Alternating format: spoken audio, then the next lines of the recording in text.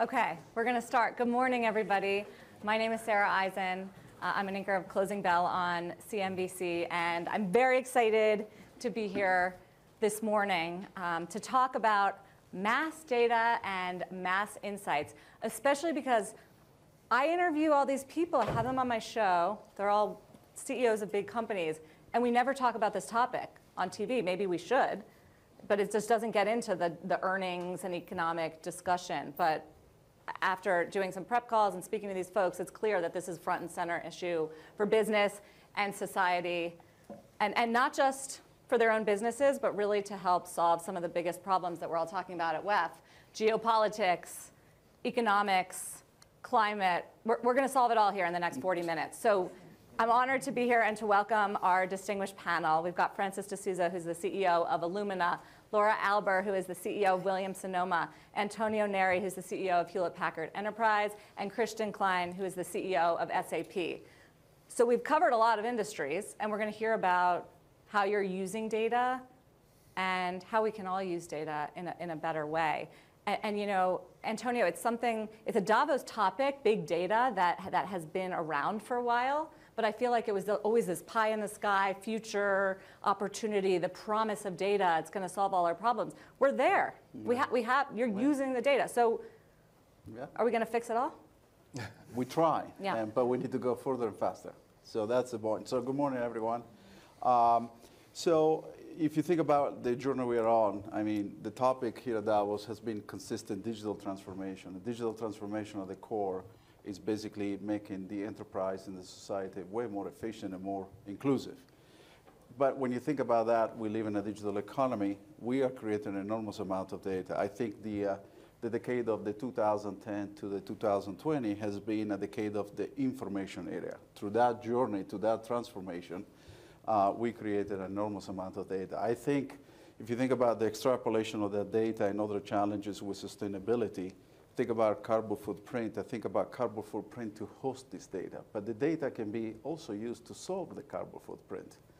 So in many ways, I think we enter in the 2020 what I call the new age of insights, where with the tools that have emerged with supercomputing, AI, machine learning, we have an ability to actually use that data to solve some of the biggest societal problems. So let's talk about that. Climate being one, yeah. Obviously. Energy transition being another one. Healthcare, transportation.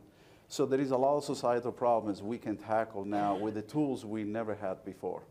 And as I think about the hyper-connected world, we have an opportunity also to make the world more inclusive, and so that people can participate. So this is the opportunity to really act fast. And there is many, many use cases we can go and discuss today. No, I want to do that because that all sounds really good, but I'm wondering how it works. So, Francis, how is data going to help us live longer and live healthier? It's a great question, and I think we're entering this golden era where biology is going through its own digital transformation. We have more and more tools that digitize aspects of biology. So. At Illumina, for example, we make the machines that do genomic sequencing. So you put in blood or saliva or plant material, and we'll tell you the DNA or the RNA in that sample. And there are a whole set of use cases after you digitize, the data. And I'll give you a couple. One was during COVID. So we were called into China in the fall of 2020, 2019, to help them diagnose what was then a flu of unknown origin. And so we did the first sequence of the SARS-CoV-2 genome. That was published on January 10th.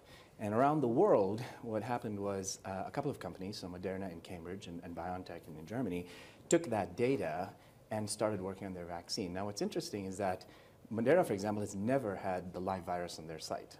It was all a software problem from them. I remember talking to Stefan, and he was saying, look, we're basing our entire vaccine program on that data you published. It better be good data, because that's it. That's all we're using. And you can get a sense that Moderna is arguably, one of the most one of the more important companies in biology right now, and yet it's all a software problem for them. And so that's a use case of once you digitize biology, you can solve profound biological problems. Another it's a good thing you got it right. It's a good thing. It's a good thing. Another example is... And who knew you're actually responsible for the COVID vaccine that we all have? Moderna did all the work, and so did BioNTech. But another example is what we're doing in cancer early detection. So Here, the way the story plays out is we at Illumina, we're running a service for pregnant mothers where we have a test, a non-invasive prenatal test, to assess the health of the baby in the first trimester. We were running that test and we noticed that the fetal DNA was normal, but the mother's DNA was not. And so we reported it to the doctor saying, something's wrong with the maternal DNA. Are the moms okay? And the doctors came back to us and said, in all cases, the moms seem healthy, but we'll stay in touch with them. And what they found in all of those cases was that the moms went on to discover they had cancer. And so I remember, I still get goosebumps thinking about it, but I remember thinking like, shoot, we're seeing signals of cancer in the blood. And so we ran, some of the largest studies ever run in cancer, over 300,000 samples across different studies, and ran 3 experiments. The first experiment was we were looking for known cancer mutations, BRCA, KRAS, EGFR in the blood samples, and said maybe that's what tells you. Second one was we looked for distortions in the genome, heavily mutations, wrong number of chromosomes, and said maybe that's what tells you. But the third experiment we ran was only because the guy who runs research for us has not only an MD from Stanford, but he has a PhD from Stanford in AI. So he's an AI wonk. And so he said, look, I want to run an unbiased experiment here. Let the machines go. And let's do AI learning and see what is the best biomarker. And the machines beat the world's best by orders of magnitude. So we're like, well, what are they looking for that tells you that somebody has cancer? And it turns out we still don't understand why, but the machines identified these methylation signatures, these very complicated methylation signatures in the blood that tell you have cancer right now. So if you have cancer, those methylation signatures show up. And so we launched 18 months ago a blood test, the Grail Gallery test, that can tell you if you have one of 50 types of cancer, stage 1 to stage 4. And first of its kind, truly life-changing. But it's an example of the fact that this would never have happened without the big data and then the machine learning AI, because we just don't even understand the biology of why this works. I mean, it's amazing. We could do a whole panel just on that, and we'll talk more about it. But Christian, would love to hear from you. You're a wealth of data, right? This is what you do for your customers. What's different, and what are you trying to how do you apply value to all that data? That's a good question, Sarah. And look, we at SAP, of course, we also ask ourselves, what can our technology do about all the challenges we are discussing here at the WEF? And again, this year, we are talking a lot about resilient supply chains, and because it's actually jeopardizing our growth. And second is, of course, every CEO I'm talking here to has really no clue what is happening on Scope 3 with regard to carbon emissions. But the problem is 80% of the carbon emissions are exactly there. So think about it. So for example, Antonio and I, the companies are great partners. And now, the last decade, we spent a lot of time. Partners or competitors? Partners. Partners. I said partners, huh? I yeah. said partners. We are good partners. And no, think about it. The last decade, we spent a lot about creating big data lakes and, working on predictive analytics. And look how great some industries, really developed and what we can do in the healthcare industry. But now, talking about supply chains. I know you want to talk about supply chains. Let's collaborate and share data. When Antonio and we are sharing data, I know exactly, can he really deliver the hardware I need to run my cloud business? If he cannot deliver, I have a big problem. Now, let's assume we are bringing his suppliers also to the same platform. And now we are all sharing data, down to the raw material. And suddenly, I see what is happening across the supply chain. And this is about data collaboration. And this is where we are building a huge network where we are connecting, for example, the automotive industry, from a Volkswagen, from a Toyota, from General Motors, down to the raw material. And suddenly you see how is the demand changing and what supply is needed. And are there disruptions in the supply chain to really react much faster to some of the disruptions we have seen in the last 2 years. And now one more, when we talk about sustainability, once you have this end-to-end transparency and you're going to share material data, why not use the standard with the Big Four and put a standard in for ESG, for carbon? And now suddenly we talk all about the same carbon data. We really put a standard in place. And again, we are sharing data, and suddenly we also have data from Scope 3. And suddenly an enterprise can take real action, conscious decisions on not how to only create resilient supply chains, but also sustainable supply chains. And this is where technology can help, where we can build bridges, and that's where we important. It's not a competitive edge, your data, like you're fine sharing it with him? No, at the end of the day, we are anyway sharing data when we are actually procuring great products, actually we are sharing the data, what we need about the products, what we need. And so the material is anyway going to be shared. And now we just need to come together on this platform and really build this supply chain and this end-to-end transparency. Laura, you're not going to share data with your consumer data with Restoration Hardware, are you? Nice question, Sarah. Thanks. Way to wake me up. You use a ton of data. We do. Talk to us about how it gives you an edge in the business. Absolutely. So, we're over 65% e-commerce. I don't know if people know that. And before e-commerce became a thing, we mailed catalogs. And you may all remember the Williams-Sonoma Pottery Barn, West Elm catalogs. We mail. Some brands now have no catalogs. But the beginning of the data science for us was about who to mail the catalog to. And then it became, what cover do you react best to? And now that we've transitioned online, there's so many uses of that data. And yet, at the same time, when I bring this up, I'm sure some of you think, well, that's super creepy. And why would I want to have you know that? You're going to just oversell me. Well, the truth is, it's relevant, right? So let me give you the most extreme case, and then we can, make it more simple. I mean, the reality is furnishing your home is not easy. Dimensional. Things are hard to deliver. They're hard to put in your house. They're hard to remove from your house. And oftentimes, I'm sure how many of you have done a project? Somebody, everybody? You make a mistake. The biggest mistake is you buy too much furniture. It does not fit. Now imagine if I can tell you what things go together, not because I have good taste, but because I have seen combinations and patterns of products that work perfectly together in your type of home, which happens to be a craftsman, and you have a red dining room. I know you have a red dining room, and I'm going to show you exactly 3 choices that are most successful in that kind of space. Now take it further and have a room planner that's 3D. And I can put into that, designers have tricks, right? Like anybody who does anything for a long time, you know how not to make the mistake of the over-furnishing. You know that even though the room is 10 by 10, there's a door there, so you're not going to put the chair next to the door because it's going to open and hit the door. But when you look at it on a schematic, you might think that's okay.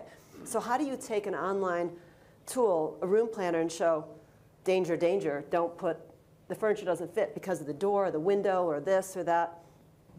We're using all that. We're using a lot of data from consumers and successful designs to help you design your room, if you would like that. If you come in and say, we have free design services. It's not an infomercial, don't worry. And you come in and you say, I would like you to help me with my living room. I say, let me come to your house. We measure, we do all that. And then I'm going to show you all these options I'm going to put into a room planner.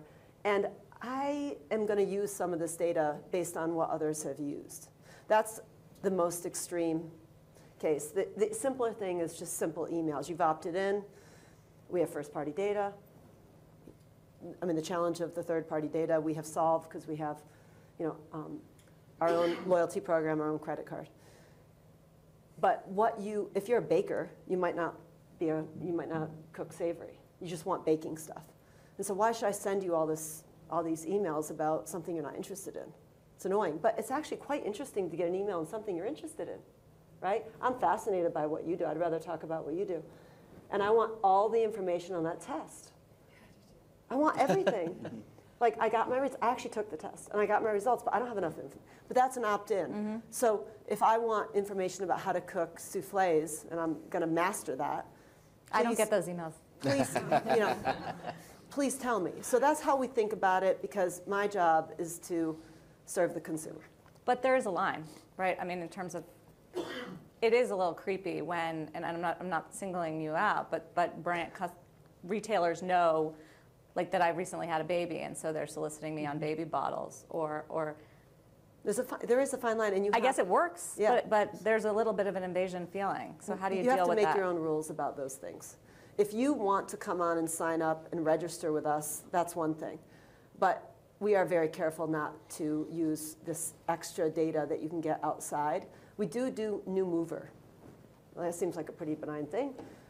Post office information, you signed up, change of address. Now I'm going to send you something that says, want me to decorate your house.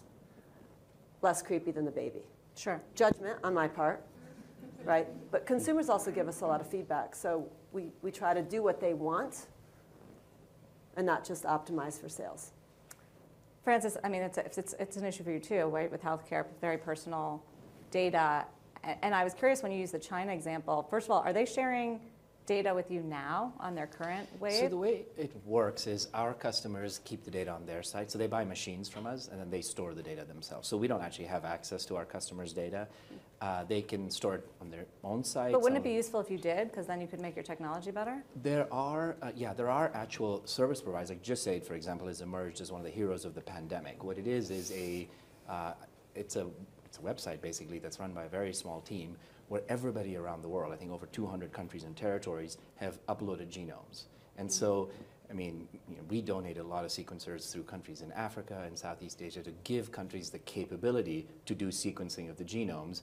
And then this group, JustAid, opened up a website so everybody could upload their data there. And the whole world then can track emerging variants and so on. And so that's where they store it. They don't store it at Illumina, but they store it at JustAid, for example. There's another piece of infrastructure around influenza virus and tracking the evolution of the virus. And so there are specialized places where people go to store certain kinds of data.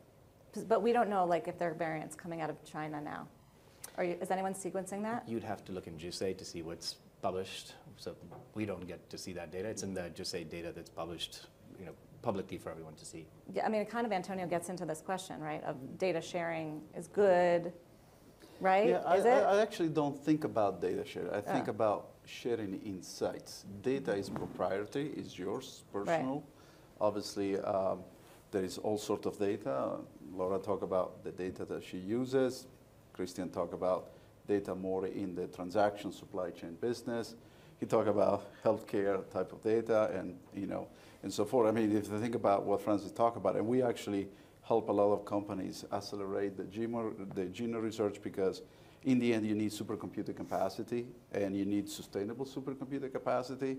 But ultimately, there is this evolution that you don't have to centralize everything. In fact, you can actually work in a distributed environment, and we have now AI technologies like we call it swarm learning, where basically the processes happen where the data is stored, but insights is being shared. And what I see an opportunity in the future is create ecosystems where vertical industries can work together, where insights are being shared. And for example, in the case of genome, that's a great example where obviously they will be able to share those insights to accelerate the research. A great example here in Germany, we work with an entity called DZNE. DZNE is focused on finding the cure for Alzheimer and dementia. And what they have done is sign up 30,000 citizens that they're willing to basically take a brain of the scan, a scan of the brain every year.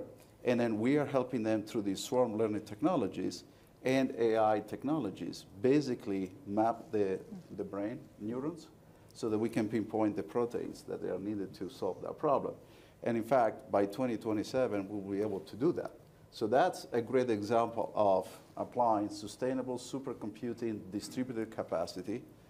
Think about the tools with AI and machine learning techniques. Make sure the data is protected, but share the insights to advance cure in that specific case. That's one example. Yeah, right? no, I mean, and there's many others. When I walked into the green room this morning, I said to them, like, aren't we actually talking about AI? We should have named the panel that. It's a lot sexier. But so that's the next step in all this, Yeah, right? exactly. That's where we're going. Is executing against that data, but also do it not just sustainably, but doing it in a collaborative way, but also maintaining the privacy of the data, but focus on insights. That's a tall task. But how do we do that? Everyone becomes SAP customers. Not bad. No, seriously spoken, look, data sharing, Sara, is actually, you are touching on a very important point. I give you an example. When we brought the automotive industry together, I had many CEOs in the room, and I said, hey, when we're going to all share data, you're going to see, and you have this resilient supply chain. You wouldn't imagine, the hardest point was not to get the technology up and running. The hardest point was to convince them that their business model is not getting disrupted when they share their data. Right. And then we came to a point where they said, oh, there's only a win-win for everyone here, because we're going to share the data anyway when we procure our stuff with each other and buy the stuff with each other. And you need to give the people this win-win situation, the companies this win-win situation. Another example is we built a Corona Warn app in Germany. And digital in Germany, we are not so much advanced, but this is a very good example and a big discussion in the public. So in the meantime, 45 million Germans are using it. It's a tracing app, it's Bluetooth. So whenever you're gonna meet a person who gets a positive test, you get a warning signal and you said you better stay at home because you met someone who was close enough so that you could be infected. The discussion we had to share data in an anonymous way was unbelievable. In a situation like that where we can save life with technology. But next day we share all of our data on social media. And I said, hey, look, in such a situation, can we please come together as a country? And then I went to Ursula von der Leyen. I said, Mrs. von der Leyen, why can we not do this in the European Union? Because maybe even in COVID, people travel from Germany to Austria. Would it not be great if we can, use the same technology there? There's something about like government tracking. Unbelievable hard. Unbelievable hard. And this is where we need to learn that we need to, get this friction out and trust the technology, but of course also have this opt-in.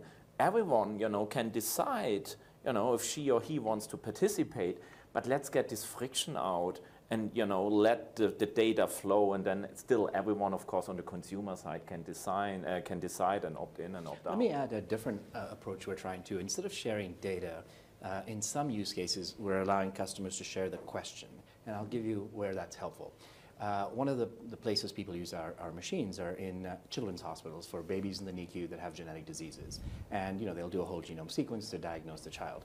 The challenge is sometimes the child might have a disease that has only 7 other people in the world who've ever had it. And so the odds of you in that hospital having that other patient is almost 0. But you want to make sure that you're not opening up your data for the whole world to search. And so we're providing tools so you can federate the question. You can say, I have a baby here that has this phenotype, seizures, and this genome, these variants. Has anybody seen it? And so you can federate that question to children's hospitals around the world, and they can respond only if they have. And so it's not like all these hospitals are sharing their data. They're just making themselves available for the question, and then they can say, the hospital can talk to the parents of the child they have to say, okay, somebody in San Diego is asking a question, looks like they have the same genetic disease as your child. Is it okay? Do you want to be connected to them or not? And so in this case, it's more about federating the question and doing federated queries and still keeping the data yourselves. And that's the example I was trying to portray early on, is the swarm learning, understanding. You're not moving the data. You're just either probing the data with a question or sharing the insight in a much more distributed way, decentralized. Christian brought up social media. I'm curious what you guys think about how they use data. They're not here to defend themselves, so we can trash talk. But there's been a lot of controversy about them having a lot of our personal, intimate data and using it against us to sell product. Is that a bad thing, Antonio? This is a very difficult topic. Personally, when I think about social media, right, I used to communicate what is relevant, not to basically share my entire life and the like. So this is a combination of responsibilities, how you use these tools and how you regulate those tools as you think about the future of how we conduct ourselves. I think it's a tricky balance, right? It's an incredible tricky balance. And I think this is where another element of the WEF here, which I think is something that has tremendous value, is bringing the public and the private sector together to discuss these issues. Because the fact of the matter is that the public sector, generally speaking, tends to follow behind these issues. And they need help and they need education. And we need to come with solutions from the private side to be able to self-sustain some of these challenges over time. Yeah. My personal view, I think sometimes, and I have kids myself, and I see that, in my view, is a step too far. And you can see kids, these generations, are totally distracted, are not focused. Last night, I had a conversation with my daughter. She's in the last semester in college, and she said to me, Dad, I just put a timer on my phone. Only 15 minutes a day. What that means, it means I'm not going to Instagram anymore. I'm not sharing my stories. So there is some, you know, it was my daughter, but there is a movement that people start rethinking. Is she going to TikTok instead? No, it's nothing. Nothing. Nothing. Laura, do you advertise on these maybe it's useful. Maybe it's a good thing that they have all We this do. I data have very and mixed it's thoughts effective. about it. I mean, I guess on the one hand, you know, forever there's been things that we like that we know are not good for us, right? And you get the warning, and you're an adult and you make a choice. I think the difference here is it's not entirely clear all the problems, and you've got children, lots of access, and lots of, you know, bad actors involved. That's right. So, you know, but how much do you want to regulate everything? It's a really difficult question. You know, so I'm totally guilty of being on these sites. Same. Under the heading of, I need to understand this, I'm a retailer. But, you know, you're in the rabbit hole, you're looking at all these things that are a waste of time, you know, but I'm an adult. So I think we have to be very careful about what we're doing and aware and teach our children. And there needs to be a lot more education, I think, for the kids, the youth. That's the only solution I can come up with. It's not going away, Yeah. No. right? In terms of other better uses of this conversation, you know, subject of lots of data, supply chain's a good one. You know, chain of custody. It's not easy. You know, we're one of the most sustainable home companies. We're the only one that makes the Bloomberg list. We get a lot of credit for it. You know, it's still super hard to know exactly where the wood is from. So you buy sustainable wood. Is it? Have we checked every single person that sold every single thing? This supply chain tracking is a really important piece that I'd love to see more development on. There's some. We're trying to really stay on top of what are all the choices, what are all the options to really have that information. So as we try to reduce our carbon footprint, Yeah. and also make sure that there's no social issues with anything that we make, this would really help us make sure that it is what we think it is. So I put that out there because I wish more people were working on that. I mean, you said you could think of all sorts of ways, solutions, but the truth is it's really hard to really do it. I mean, academically, yes. UPCs, RFID, all, you know, like all those things would work. Yes, I understand. But how do you make sure it actually stays on in the different places, that too isn't fraudulent? And I like the idea of throwing down the gauntlet to say to my competition, beat me at sustainability. I'm happy to share all my data, tell you everything we do. You know, that's where all boats rise, is if we share data on subjects that are very difficult. You know, it's more, I think, more difficult with health data, but you know, one could say I shouldn't tell who my most green supplier is. But on the other hand, maybe I should. So that's not happening. Well, people are competitive. A lot of these people have limited production anyway, but there's not as much sharing of information amongst competitors in the retail business on those things, and I think it's a really important subject. And for some reason, everyone sees it as very competitive, or it's not the most important thing to talk about. It is here at the World Economic Forum, right, Christian? You've done a ton of work on this issue of sustainability and Yeah, for sure. how companies get better at it through tech. But for sure, I mean, look, this is a good point. Coming back to my point early on, why would you share this data? Where can I win in this? And I guess it's also very important that you're going to share with all of the suppliers coming and share their sustainability data, that maybe they can also find more buyers. Because, you know, maybe I supply my product today to one big automotive company, and now there are hundreds of them. And so I guess you have to create this understanding, and you have to create also this win-win situations. And coming back, maybe because I find the social media is very important, because a lot of enterprises also, you know, collecting data from social media. And then on social media, I guess it's a very powerful marketing and sales platform. And you know, if I would run a business, like, I would be definitely on this platform. But I guess what is very important is that we're also educating our kids and our children about, you know, how to use these platforms, and, you know, how you get informed and how the algorithms are working. I mean, I sometimes like to watch you in TV and get a broader perspective, because when I only get informed via social media, maybe I get this perspective, but I need this perspective. Yeah, You get a lot of negative perspective. Exactly. You'll learn how people feel about your hair. And this is, yeah, and a lot of other things, but we can talk about that offline. But anyway, so no, and again, this is really important that we educate, and because I'm also, you cannot regulate everything, yeah. But education, especially of our kids and our children, is very important. Okay, so everyone's kind of talking around the whole public sector role here. Also not here, so they can be trash talked. No, but seriously, what's the approach? I mean, we can talk like GDPRs in Europe, broadly speaking. Let me add maybe a couple of problems where I think the public sector. So in healthcare, there are definitely some of the challenges we talked about. In addition, there are some more, and I think the public sector can play a bigger role. So I'll list very quickly 4 of them. First one is in biology, we need the ability to generate a lot more data. So we're still in the process of digitizing biology, and we need immense power, and so we just continue to launch, bigger and bigger sequencers. We've taken prices of sequencing down from $150,000 a genome to $200 a genome, so reduced our prices by over 99%. We need to give people, we need to democratize access to generate huge amounts of data, and that's still going to require a lot of innovation. That's one. 2, we need to be able to store the ginormous amounts of data that are coming out, and there's a huge concern about today's compute and storage technologies just won't scale. And so, for example, we're working with Microsoft and companies like Twist to store IT data in DNA, to say, look, because today's media will not scale if you think about how much biological data we're going to generate. And so we need, storage media that can scale many, many orders of magnitude more.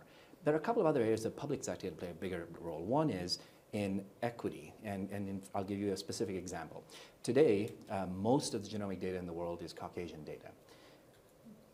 African ancestral data represents only 2% of the genomic data in the world, whereas it's 17% of the world's population.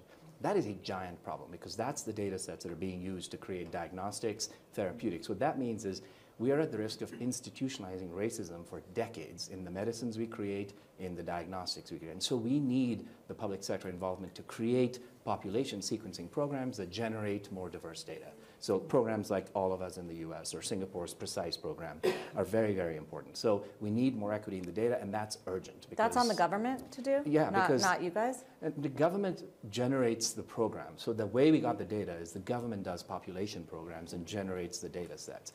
But they've skewed the data sets to the highly represented population. So in the US, for example, our data sets are vastly Caucasian, and that's a problem. And so we need the government, now the US government has started with the All of Us program to make 85% of the data in that set to come from historically underrepresented programs. So they're catching on that they've created a problem, and we need more active involvement from outside the world. So one is an equity issue around representation in the data sets. The next one is global policies around what happens when people share data. What I mean by that is, you saw this in COVID. There was fantastic work done in South Africa to identify an emerging variant. And in fact, it was a variant that was already circulating in Europe. Which, by the way, hurt them, because then everyone banned travel. That's exactly what happened. Yeah. Botswana and South Africa were the pioneers in reporting it.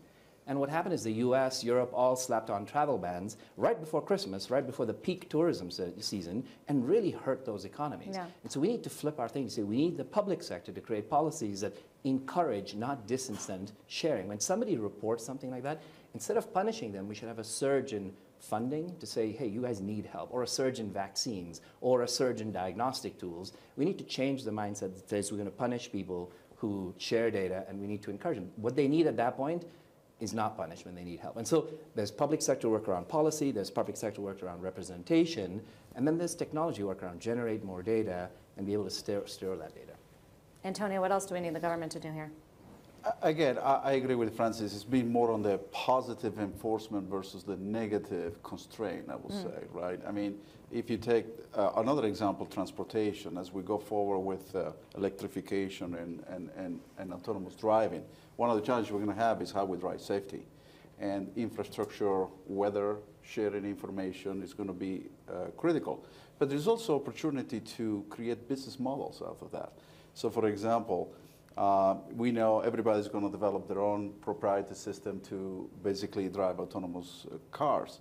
And for example, one of the great examples we are working on right now is that the fact that if Mercedes creates a proprietary kind of set of insights, but then BMW has a different one, they can't communicate.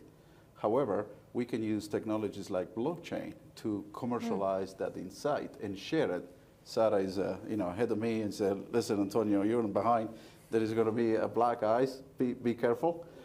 You can monetize that by sharing that insight and transact it in a very secure and it's kind of like that. Isn't that sort of what Waze does, like in Google a little bit? But not yet in the services layer of the autonomous driving side. Right. So, but that's what I said.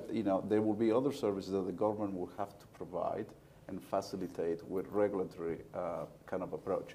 Now, on the other side, on the technology, I can tell you, Francis, we have technologies today to solve and store that data. We just last year, we brought for the first time in humankind the exaflop capability that allows us to process now 1 quintillion transactions per second.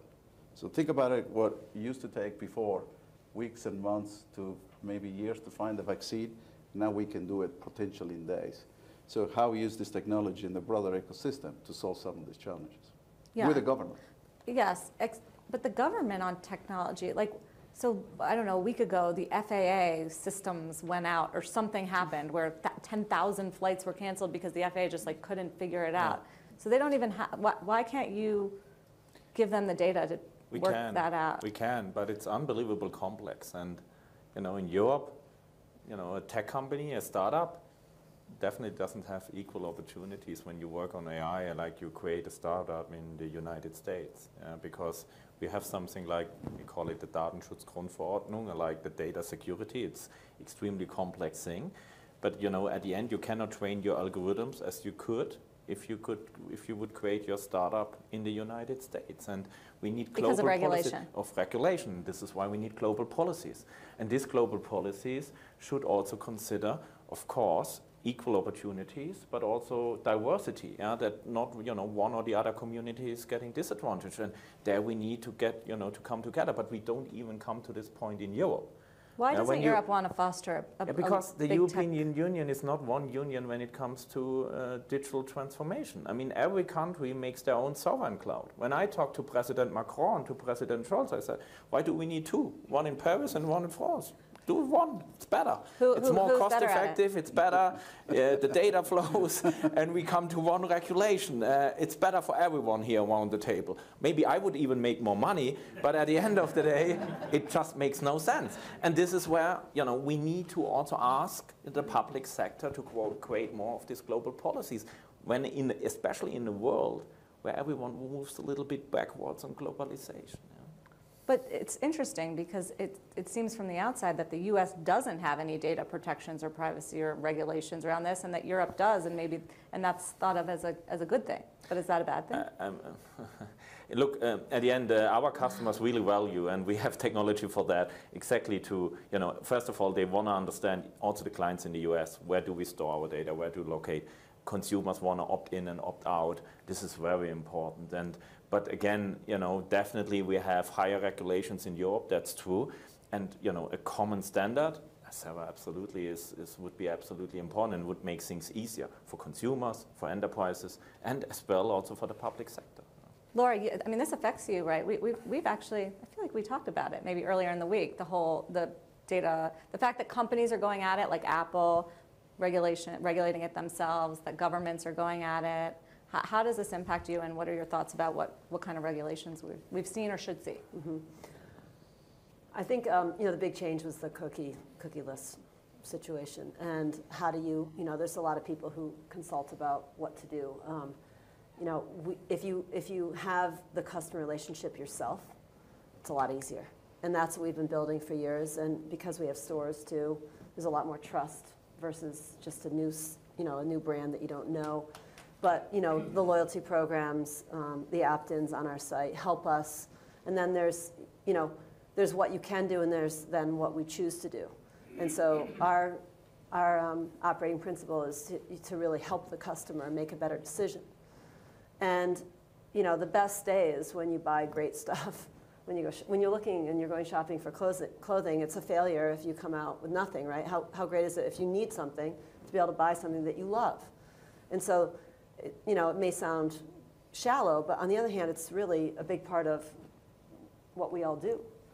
And if we can do a better job furnishing your home and getting you the things you need and not giving you the things you don't need, and the things are going to last a lifetime and they're made sustainably, I feel very fulfilled by that. And so we use the data for that. For example, auto recommendation tools on checkout are very common. And a lot of people, a lot of tech companies sell that tool. And we had the leading tool from someone else that we used. And our team, in their test kitchen, which is what we call our experimentation lab, built. And they said, we're going to beat this tool and we're going to turn the other one off. And then we might sell it to some other people. And we did. We built it so we can see, we know based on all of our data, if you buy this, you're most likely to buy this. This is a good thing to buy with that. You don't have to, but if you'll see it, it'll say you may also like. It's a very simple thing. And it's extremely helpful. And you can see it, also, I think there's some fashion sites that show you see the dress and then you see the whole outfit. And it gives you new ideas, like that's a really, it's a red dress and you're gonna wear pink shoes. Like, I wouldn't have thought of that. That's super cool and different for an important, event or something. And so those kinds of things, when you come to the home too, to show people how to mix woods, for example. Like you may think all the wood needs to match. Well, the truth is it doesn't. So you may also like this, then I can serve you a picture that has the wood, the two colors shown. So you feel really good about keeping what you already have and then bringing in the latest lighter wood that's now in on top of your mid-century cherry or a dark, darker wood finish, and I show you how that's, and then you feel really good about doing that because someone else gives you the example.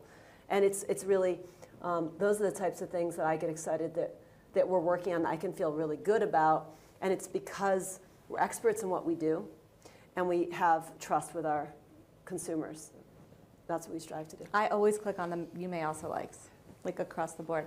We have a few more minutes. If anybody has a question in the audience, love to open it up, please.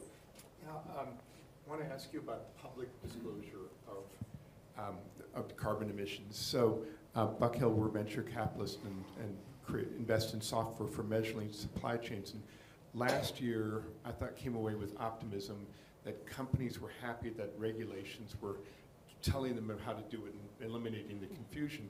What I'm hearing now is a pullback on Scope 3, and also companies since then have disclosed and been beaten up for it, the pioneers. So the question is, do you think it's valuable to disclose? How do you feel about it? Complications, what would you like to see better? I just start, absolutely. We've disclosed, we've set really aggressive targets. I really hope I can hit them. And I'm going to take the risk. If I can't, I'm going to be better off than the person who doesn't try. The hardest is Scope 3. I mean, it's very different when you're making stuff. I have to convince Maersk to invest in those ships with green energy. Otherwise, I can't get there with my goal. Yeah. That's very simple. Imagine that. Can I just ask you, is it valuable to your company to do it? Absolutely. Yeah, I'll second that by a long shot. Not only is it the right thing to do, but our employees care about it a lot. Our customers, the physicians, the researchers really care. On the research side, they want big science to be green science, and it's the same thing with our physician customers. But they also care about it from an accessibility perspective. I'll give you an example. The new product we just are about to launch in the next few weeks eliminated the need for a cold chain, so no dry ice when you ship the reagents. That's fantastic, and we reduced plastic and waste by 90%, and we set very ambitious goals. But the people, when announced it at our event when we launched it, a couple of people came to me in tears, and they said, look, that's a big deal, because in our country, it means we can now run sequencing in our country because we don't have a reliable cold chain, right? And so what started out as a sustainability goal also addresses accessibility, which is if you don't require consistent, cold chains, you're now opening up access to, this essential healthcare technology to countries around the world that couldn't do it. So I'll say it's important. It's important to our customers. It's important to us as a company. We've set ambitious goals. What we'd like to see from regulations is, and for us, they are sort of the backstop. They're not the high bar. We're setting a much higher bar for us than the regulations would ask. But what we'd like is more consistency across everybody asking you to disclose different things, to say, okay, can we have just a simpler framework and a more consistent framework so we know what we need to be reporting and how you want it reported? Because right now you have conflicts in how different standards are measuring things, and so we want more clarity there, and I think that would help everybody. Okay. So, okay, let's do 1 and 2 very quickly. First off, thank Sound you very bites. much. Sorry. No. Okay. First off, thank you very much for sharing. Some really exciting case studies in particular. Forgive me if I'm mistaken, but I believe, Antonio, you were the only person who used the word insight here. And there's a huge amount of talk about information and data sharing and observation and the what that happens. What I drown in at the moment is the ability to translate all the what that surrounds me into a why. And I mean, I think, Laura, your point about baking, for example, which I loved, and as a huge fan of West Elm, I want to know why that person's buying the baking stuff. Is it because they want to do cozy? Because then I can cross-sell them all things cozy. Or are they doing baking because they really, really hate their job and they want to retrain as a chef? But if I understand the why, it helps me to leverage that data better. And in all of this time we've been talking about big data at WEF for so many years, I have never had that answer. It gives me more and more and more what. It never gives me why, and so insight drowns in information. Let's give this man a why. Somebody. Well, I mean, I think, this is where, I talk about insight as a ways to answer those fundamental questions, right? The fact of the matter is that there is a lot of unanswered questions that we can answer with the tools and the data we have today.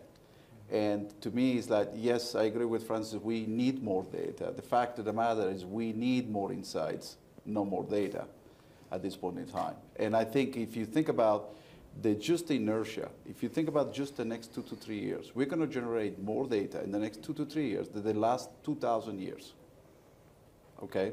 Think about the impact to sustainability on that, because the amount of energy to host that data is insane. In fact, there are studies that said maybe 20%, up to 20% of the entire energy consumption will be to store that data. But instead is how we flip the conversation into applying the great technology we have today with the great research and the great kind of learning experiences and answer those questions.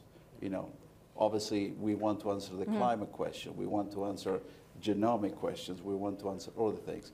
And that's where we as a company do. We help answer those questions through technology and know-how to ultimately deliver value. Because in the end, it's all about delivering business outcomes. What Laura talked about is all about delivering value that ultimately returns the value to shareholders, let's be clear, right? But in the context of what you asked early on, it's all good because shareholders are demanding it too. Yeah, and maybe very quickly, I mean, look, in the digital world, consumers have much more choices, and enterprises investing a ton of money to understand better the why. Customer loyalty programs, give me price correlations, yeah? How to get my renewal retention rates up, how did other consumers decide in a similar situation. There are a lot of patterns, yeah, what enterprises analyze, yeah, to come up with better cross-sell and higher retention rates. And maybe last piece on sustainability. I mean, I've never thought 3 years ago that we would ever create a business case for an ERP supply chain project based on sustainability. So we'd always talked about how we can help to grow, how can we help to automate, but now every enterprise is also asking, help me to this this green ledger, help me how I get more visibility about Scope 3. So the acceptance is absolutely there. Standards are now key, and the transparency is key. We're out of time, but Laura, do we know why the person wanted to bake? Or we don't know? It just matters that I they want to did. help them achieve their goals. That's my why. Why they do it. I don't even know if you really know why you do anything. And that's a perfect way to wrap. Thank you so much. Thank you very much to our panel, and thank you for coming today. Nicely done. Nicely done. That was great.